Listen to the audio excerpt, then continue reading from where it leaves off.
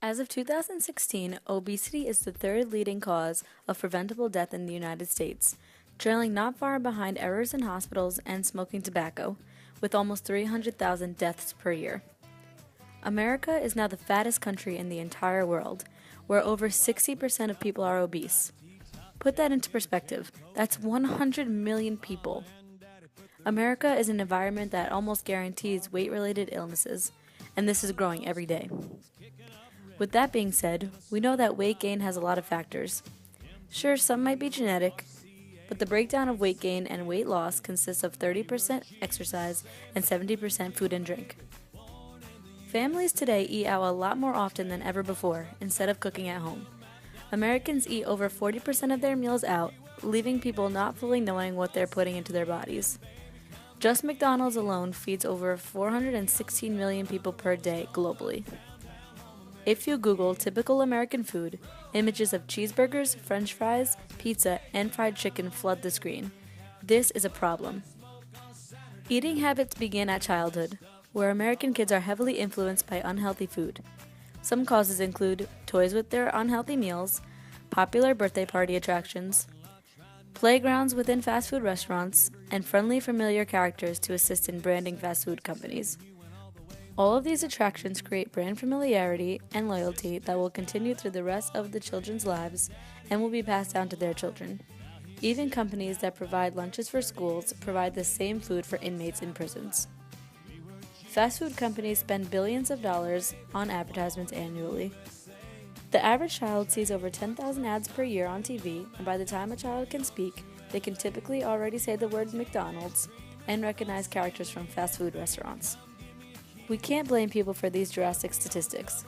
Fast food is difficult to avoid, being that there are about 50,000 fast food chains and over 500,000 fast food restaurants in the world. Not to mention, fast food is fast, affordable, easy for growing families to feed themselves, and keep everybody full for a decent amount of time.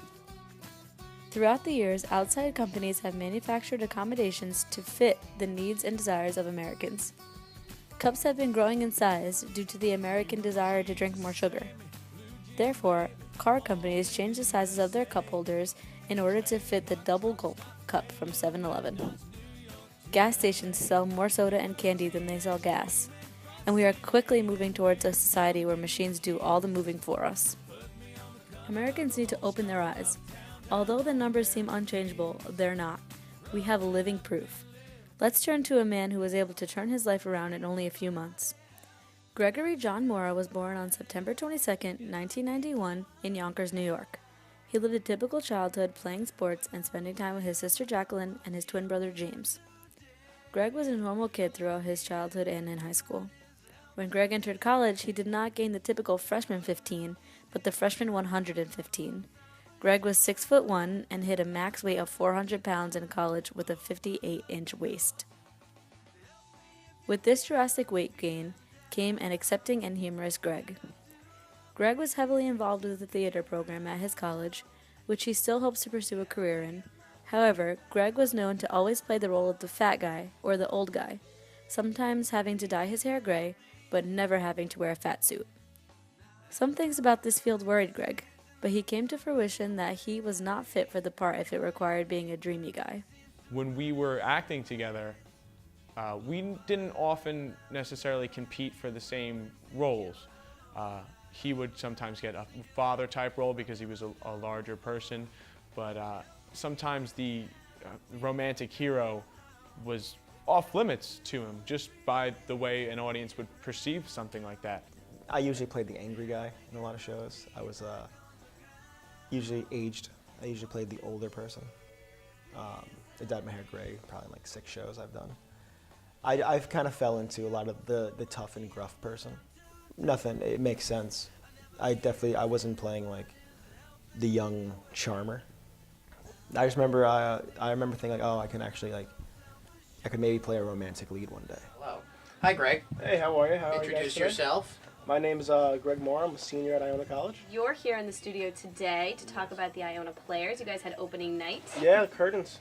It went really well. So we're expecting a lot of people coming for Thursday, Friday, and Saturday. When taking part in normal campus activities such as walking from class to class, Greg noticed himself having a hard time walking and once he arrived, he was breathing heavier than everyone else and had a tough time getting to his desk comfortably.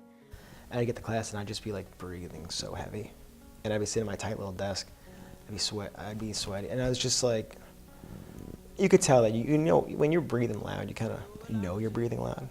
He would become out of breath sometimes, and he was able to power through that through sheer willpower, but it became noticeable. Although this was a difficult time in Greg's life, he would make jokes about himself before anyone else had the chance to, and he still had an enjoyable college experience with his friends. I remember there were people, we made jokes. I always took it all in like good humor.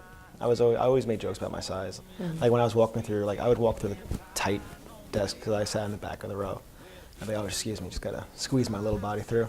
And everyone would laugh kind of like dramatically, and I would always kind of address it right away. He would joke because we would be walking somewhere, and he walked much slower than I did, just because it was difficult for him, and he would joke, just little jokes like that, oh, wait up for the slow fat guy, or something along those lines. But I also realized that when he was saying these things, it was hurting him because he was literally unable to keep up with a friend in just physical ability. With the willpower to change, Greg shed more than 150 pounds. He now weighs 220 pounds. Greg also lost 22 inches from his waist and currently has a 34-inch waist. Because he wanted to change his life, Greg continued to play sports, he added more exercise into his daily routine, and he changed his eating habits. I remember I got a scale and it was error, and I was like, it's probably not working. So I remember my brother weighed himself and it worked. So then I used another scale and it still said error. And I guess most scales they probably weigh around 350 to 400 pounds. So yeah, it said error every time. I was like, you know what? I worked out essentially it took me about 3 months to actually get a number. I think the first number I saw was like 380. There have been some changes to how Greg was treated after his weight loss. I mean, some people were warmer to me. I had a lot of people were very congratulatory. People I never really even spoke to were just like, hey, great job. You look great now. Some stuff like that. Nothing I would say negative. I remember I spoke to someone who was the one I went to college with, and they're like, oh no, it's so great you lost the weight. I remember I felt so bad for you. People would like kind of like pity, and you don't realize that because you're still like that same person. It's like you may physically change, but mentally you still perceive yourself the same way. I felt bad for the Greg then, kind of, and I kind of felt bad for anyone who has to kind of like, who wants to make a difference like that, because it's not easy. Greg touches on the concept of hidden calories and what Americans think is a diet. And even when I first started that diet, I remember I didn't know what was healthy and what wasn't healthy. I didn't know the balance between carbs and proteins, and you can actually eat a decent amount and still lose weight. So I never wanted to count calories. I was always kind of skeptical, because I feel like once you realize how little you eat, it's just my mindset. I never wanted, and I feel like that would just like make me want to give up. So I always kind of like use judgment. I'd wake up and I'd have almond butter on whole wheat toast. I would have cinnamon with that, and a banana, glass of water, grilled chicken or grilled fish, a lot of fish, brown rice. I laid off a lot of carbs, but I never weighed anything. I never recorded anything. I just kind of used judgment, used logical judgment. Although it is not easy, Greg provides us with his words of advice. I would say anyone trying to lose weight should definitely just educate themselves. It can be done. Like, you have to like just want it as bad as you can, want it more than anything, and you can do anything.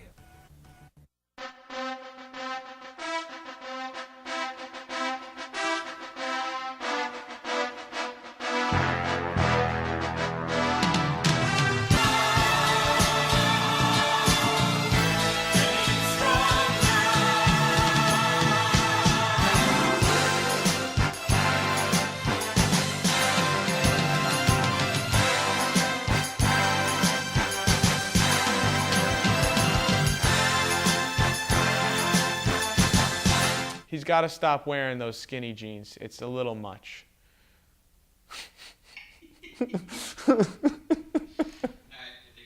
All right.